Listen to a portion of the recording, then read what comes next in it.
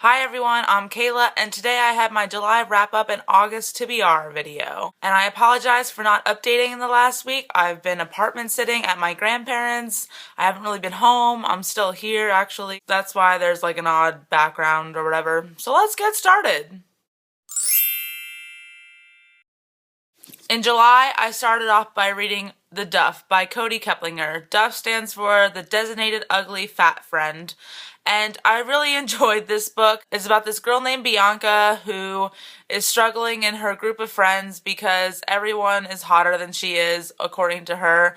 And this guy, Wesley, I think his name's Wesley, hold on. This guy Wesley, who's like the most popular, hottest guy in school, approaches her at this club that her and her friends are at, and he designates her the Duff. Then they actually start a frenemies with benefits relationship, and it's very interesting, and I loved the way this story progressed, and I read it in one sitting, actually. It's hilarious, it's heartwarming, it's also very tensiony and scandalous a little bit. I give this book 5 out of 5 stars for sure. The next book I read was actually during the booktubeathon, and you all know what's coming, I'm sure, based on my last couple videos. The Fifth Wave by Rick Yancey, and I have a review for you guys. I'll link that below in Tartarus. This book, I cannot say enough about this book.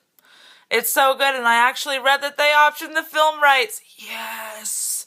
Yes! And I give this book about 1 billion stars out of 5, so go read it. Just drop everything and go read it. It's amazing.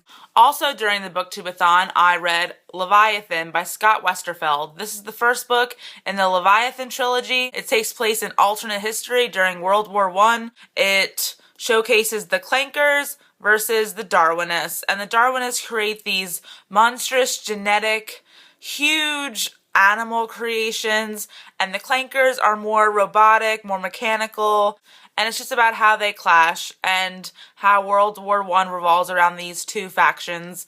And I find this world fascinating. The world building's amazing. I'm really enjoying this trilogy so far. I love the characters. It features a boy named Alec, who is the lost heir to the Austrian-Hungarian throne, and the war starts because of the assassination of his parents, and he's on the run, and he finds himself suddenly face to face with the Leviathan, which is a massive airship made from whale genetics and avian genetics to make it fly in the air. And on that ship, he meets Darren, a girl disguised as a boy in the British Air Force, and hijinks ensue. So there you go, Leviathan. In July, I also read The Search Part 1 graphic novel and The Search Part 2 graphic novel. I am a huge Avatar: The Last Airbender fan. These books actually talk about what happens to Prince Zuko's mom all those years ago. And if for those of you who've watched Avatar, these graphic novels are actually canon, according to the writers. So this is legit, guys. Legit. This isn't just made up. I don't know why they couldn't just make a TV movie with the voices and everything, because that would be so amazing. These books, guys, these books and the cliffhangers and the things that are revealed. I'm just like, what? What do you mean? So good, so good. And the third book comes out, I think, in October. Definitely buying it. Just saying. The animation in these books is amazing. It's just like the TV show. See. Aw, little Zuko. So adorable. Also during July, I also read a novella. I read The Son of Sobek by Rick Riordan, and this is a crossover novella. It features Percy Jackson and Carter Kane from the Kane Chronicles, and I immensely enjoyed this novella. The two have to come together to defeat a common enemy. The best part about this novella was the end, because it hints at a crossover series in the future, and I would love a crossover series. It would be so magical. I hope Rick Riordan writes more novellas. Actually, I hope Rick Riordan keeps writing books because he's just fabulous. Another book I read in July was Lola and the Boy Next Door by Stephanie Perkins. I actually recorded a review for you guys. That should be coming shortly. I enjoyed this book so much, guys. I loved Anna the French Kiss, and this is the companion novel to that. And it's just amazing, equally amazing. 5 out of 5 stars, guys. So good.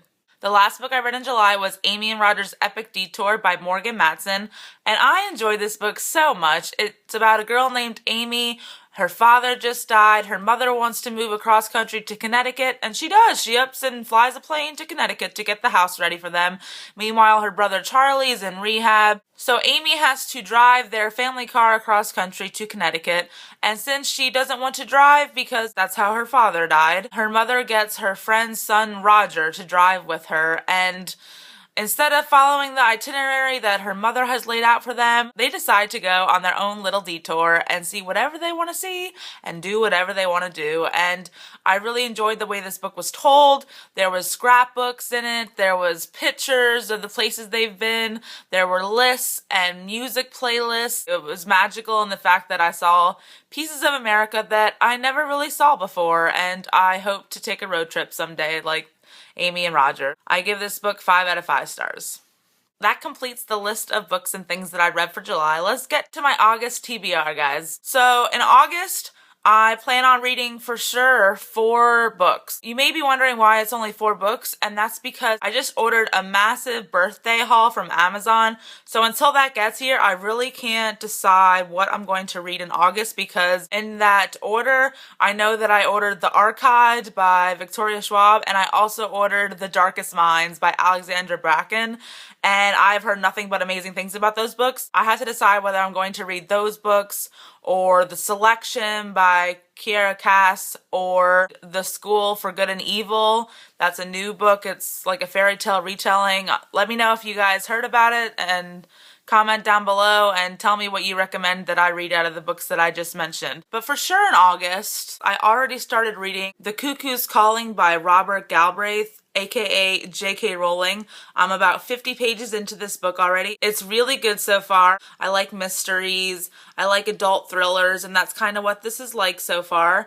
It's just odd to not be reading Harry Potter, but I guess everybody has to get over that, including myself. If I'm honest, I am really enjoying this book, so we'll see how this goes. And if you want a review on this, just let me know in the comments, okay? 2 other books that I plan on reading in August no matter what are Bomith. Does anybody know how to pronounce this without me sounding stupid? Sorry. But anyway, this is the second book in the Leviathan trilogy. And I also plan on reading Goliath, which is the conclusion to the trilogy. Like I said before, I am really enjoying this story, and I want to read the conclusion to Alec and Darren's story. So I plan on doing a trilogy review after I finish this. So stay tuned. Also, I'm trying to read at least 1 contemporary book now per month. And for this month, I chose to read Eleanor and Park by Rainbow Rowell. And I heard awesome things about this book from a lot of booktubers, so that is my pick for August for contemporary. There's another book that I plan on reading. I don't own it yet because it only comes out August 27th, and that is The Bitter Kingdom by Ray Carson, and it is the conclusion to the Girl of Fire and Thorns trilogy. And I don't know if anybody has read this trilogy. I hardly ever hear it talked about, if at all, on BookTube. And let me tell you guys, it is amazing. It is kick-ass, and it is awesome, and the world building is just, oh, so good. The main protagonist, Eliza, she is just a kick-ass, self-confident heroine. You just root for her all the time, and there's so many twists, and there's so much creativity in this world building. It's almost like a Game of Thrones for teenagers, but even adults can enjoy this series. I recommend it to anyone, and I will definitely be doing a trilogy talk on the Girl in Fire of Thorns trilogy. Alright guys, that's all I got for this video. Again, I apologize, it's kind of late, but better late than never.